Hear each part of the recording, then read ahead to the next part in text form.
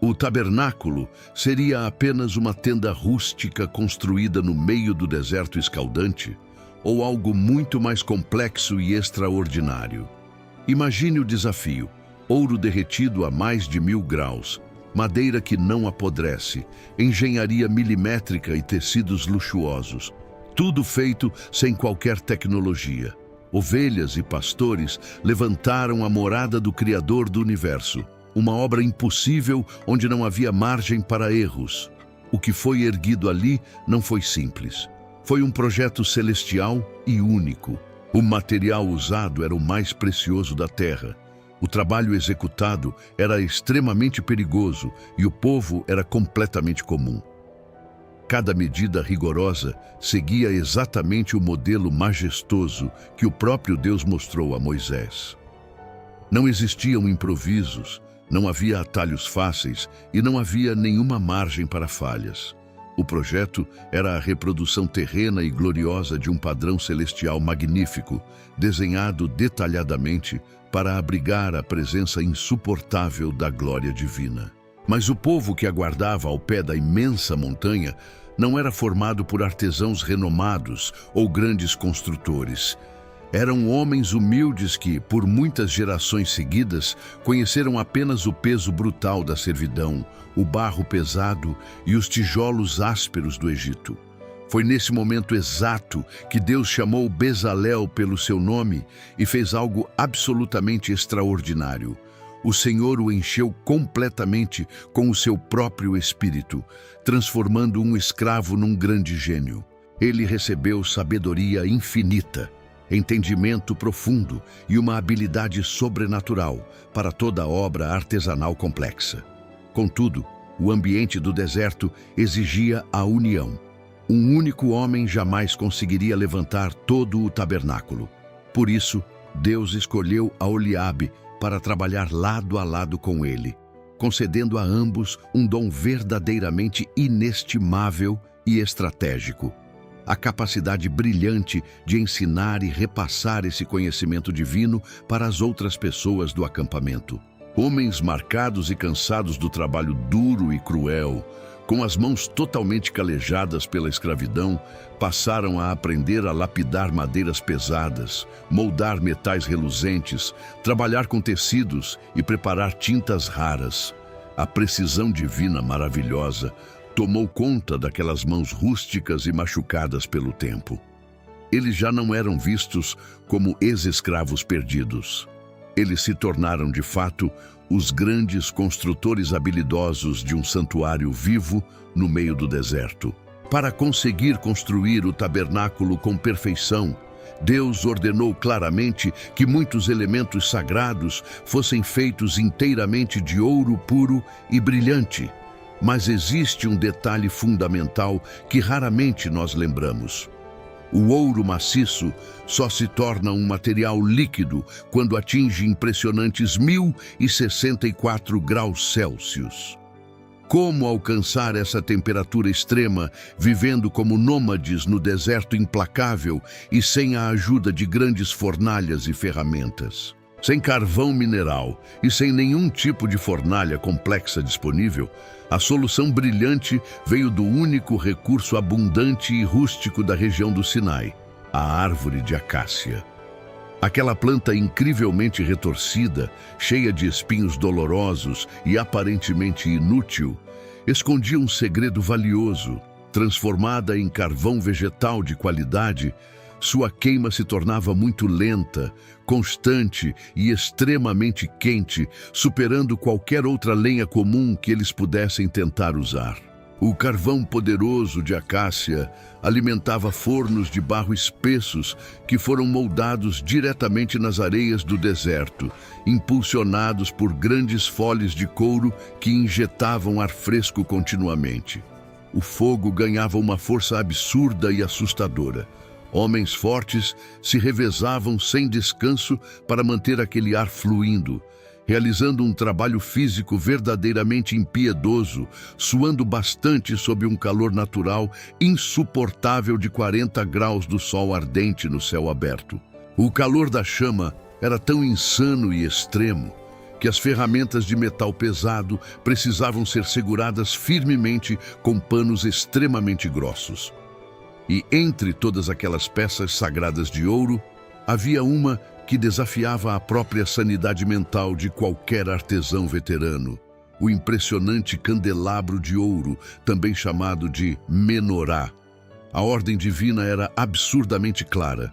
Devia ser uma peça completamente única, apenas martelada, sem conter emendas e sem soldas visíveis. Um mínimo erro matemático no cálculo da temperatura interna, uma simples batida mal dada pelo martelo e todo aquele imenso talento de 35 quilos de ouro valioso precisaria ser completamente derretido do zero absoluto. Diante daquele fogo avassalador e impossível, os antigos ex-escravos estavam sendo forjados duramente junto com o próprio metal. O ouro puro era transformado pela força brutal do calor, e eles eram transformados pela obediência fiel e cega. Enquanto o ouro ganhava forma no fogo ardente, outra parte fundamental do tabernáculo era preparada em um ritmo totalmente diferente. Silencioso, paciente e artesanal. Era o esqueleto da tenda, a grande base que sustentaria toda a construção. Essa estrutura foi feita de acácia retirada do deserto. Para qualquer israelita, aquilo parecia uma escolha estranha. A acácia era uma árvore torta, espinhosa e muito difícil de cortar. Nada ali tinha cara de construção sagrada. Mas Deus jamais pediria uma madeira comum e fraca. Ele exigiu a madeira exata que não apodrecia, que não servia de alimento para os insetos, que resistia bravamente ao calor extremo e às terríveis tempestades de areia. Era uma madeira quase tão dura quanto uma pedra bruta, uma espécie resistente que sobrevivia no mesmo deserto onde o povo peregrinaria por longos 40 anos. O processo de corte e preparação daqueles troncos era algo fisicamente brutal e doloroso. Cada tábua principal precisava ter aproximadamente 4,5 metros de altura.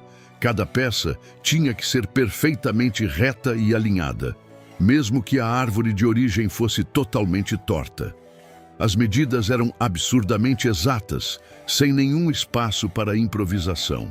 Os antigos escravos, muito acostumados ao barro e aos tijolos, agora estavam segurando serras e plainas primitivas. Transformar os troncos irregulares em tábuas lisas era um desafio artístico devastador. Eles serravam, aplainavam e raspavam a madeira dura incansavelmente, enquanto ela arrancava farpas muito grossas das suas mãos velhas e já calejadas. Cada tábua individual levava dias inteiros de trabalho intenso para ficar realmente pronta. E quando finalmente ficava concluída, não era hora de comemorar ou descansar. Era a hora exata de começar outra peça desde o início, porque eles precisavam de 48 tábuas idênticas e absolutamente perfeitas para o templo. Mas então vinha o grande detalhe mais surpreendente de todos os processos. Essas tábuas pesadas, depois de alcançarem a forma perfeita, eram completamente revestidas com finas placas de ouro puro. A madeira torta original era transformada radicalmente em algo inestimável e muito precioso. O material comum era transformado rapidamente em algo sagrado. Aquilo que ninguém valorizaria numa simples primeira vista se tornava a estrutura majestosa da própria casa do Senhor. Por dentro, a glória reluzente era totalmente visível. Por fora, parecia apenas uma tenda simples coberta por peles grosseiras. Se essa história faz sentido para você, já se inscreve para não perder histórias épicas como essa. Havia um imenso desafio prático pela frente. Aquele tabernáculo sagrado não era um templo fixo, não tinha fundações de pedra cravadas e não podia ser enterrado no chão profundo, pois precisava ser desmontado em poucas horas, caso a nuvem movesse. É exatamente a partir deste ponto específico que o fascinante projeto do tabernáculo começa a revelar uma grande engenharia superior que ultrapassa facilmente o conhecimento de toda aquela época. era uma construção provisória e bastante móvel. Mas aqui logo surge um perigoso dilema técnico. Como manter de pé dezenas de tábuas gigantescas e terrivelmente pesadas, todas elas revestidas de ouro maciço, equilibradas sobre o terreno extremamente instável de pura areia fina? Colocar toda essa estrutura monumental diretamente em cima da areia escaldante era um plano completamente impossível. As tábuas certamente afundariam rápido com o peso, cairiam bruscamente no chão com qualquer rajada forte de vento ou se moveriam perigosamente ao menor toque acidental. O povo temia um grande desastre. Contudo, a imensa solução estratégica que Deus entregou diretamente a Moisés era tão simples à primeira vista e, ao mesmo tempo, incrivelmente genial. Essa brilhante resposta de design estrutural desafia até mesmo os experientes profissionais da nossa avançada engenharia moderna. A incrível solução salvadora era a prata pura. Cada extensa tábua de acácia, já amplamente revestida de ouro puro, tinha em sua base exatos 2 complexos encaixes inferiores, parecidos como 2 enormes pinos de metal. Esses conectores precisos serviriam como raízes temporárias de sustentação para que a majestosa estrutura divina não desabasse. Cada pino pontiagudo dessas grandes tábuas de ouro entrava e se encaixava perfeitamente dentro de uma base maciça e pesada, feita inteiramente de prata sólida, sendo uma base para cada encaixe individual. E essas famosas bases não eram pequenas ou fáceis de carregar. Cada uma delas pesava aproximadamente um grande talento de prata, girando em torno de absurdos 35 quilos de metal concentrado. Tudo isso sustentava fortemente a casa provisória do Deus de Israel. Imagine o cenário impressionante. 100 bases de prata extremamente pesadas, distribuídas milimetricamente pelo chão escaldante do deserto. Elas funcionavam perfeitamente como sapatas móveis de sustentação, precisamente moldadas para que cada tábua de ouro encaixasse sem folga. Não havia pregos de fixação, não havia parafusos e não havia nada preso definitivamente ao solo. Tudo funcionava apenas com a combinação exata de peso colossal, gravidade forte e puro encaixe perfeito. Mas somente isso não seguraria paredes verticais tão altas. Era necessário algo mais.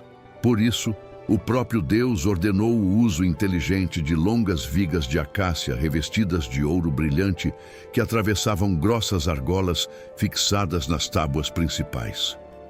Essas barras transversais uniam as paredes lateralmente, transformando toda a imensa estrutura em um único corpo rígido e seguro.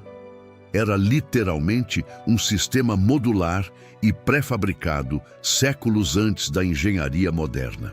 E o detalhe mais impressionante de toda essa história formidável é que tudo isso precisava ser montado e desmontado rapidamente, sem desgastar os frágeis encaixes. Foram exatos 40 anos repetindo todo esse doloroso processo pelo deserto. Montar, desmontar, carregar na areia e levantar a tenda novamente. A estrutura pesada nunca desajustou e nunca perdeu sua estabilidade original, porque cada pequena parte seguia as rigorosas medidas que foram dadas diretamente por Deus. Todo o povo angustiado só veria a manifestação da glória do Senhor muito mais tarde, quando o sagrado tabernáculo estivesse totalmente pronto. Mas para conseguirem chegar até aquele dia épico, eles precisaram primeiro depositar profunda confiança, batida após batida de martelo. O grande esqueleto dourado agora aguardava firme. Contudo, Deus não desejava apenas algumas paredes erguidas e vigas encaixadas. O tabernáculo sagrado precisava ser maravilhosamente belo por dentro. O interior daquela morada espiritual deveria ser tão absurdamente belo que lembrasse de imediato o próprio céu divino. E é exatamente neste ponto crucial que entra uma das partes mais formidáveis e extraordinárias de todo aquele projeto majestoso. a confecção dos belos tecidos da tenda. Deus não pediu aos artesãos qualquer pano comum de algodão. Ele exigiu a trama mais complexa e refinada que a humanidade da época conhecia. Linho muito fino, entrelaçado com formas de anjos. Havia ali a presença maravilhosa de cores consideradas totalmente raríssimas. Fios de tons azul, púrpura e carmesim, cada cor possuindo um significado poderoso. Contudo, surge aqui uma pergunta histórica inevitável. Como conseguir tingimentos tão caros e raros, vivendo como exilados no meio daquele imenso deserto desolado?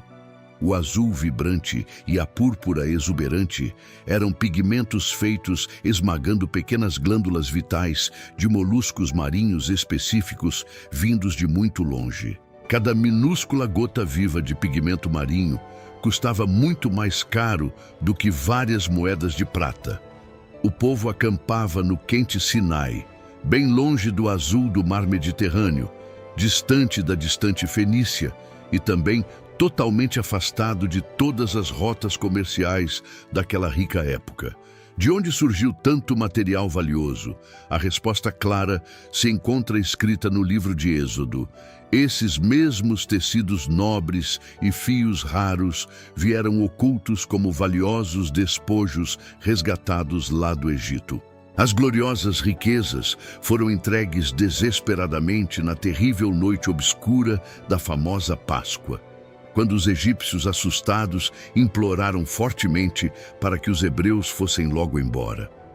Porém, possuir a valiosa matéria-prima bruta nas mãos não era algo suficiente. Era extremamente necessário saber transformá-la com maestria ímpar. E esse grande trabalho delicado coube maravilhosamente a quem a nossa Bíblia Sagrada chama hoje de todas as mulheres muito hábeis de coração. Essas fantásticas artesãs fiavam fios soltos, tingiam panos brancos e secavam tudo pacientemente sob o forte sol, repetindo o pesado processo dezenas de vezes cansativas até atingir perfeitamente a mesma cor exata que o próprio Deus pediu lá no início. O maravilhoso interior sagrado do suntuoso tabernáculo foi inteiramente tecido com dezenas de querubins imponentes. Mas essas figuras celestiais impressionantes não eram absolutamente alguns bordados simples e comuns aplicados. O texto original aponta que os grandes anjos faziam parte inseparável da imensa estrutura complexa do tecido sagrado, surgindo diretamente no pano nobre enquanto ele ganhava formas.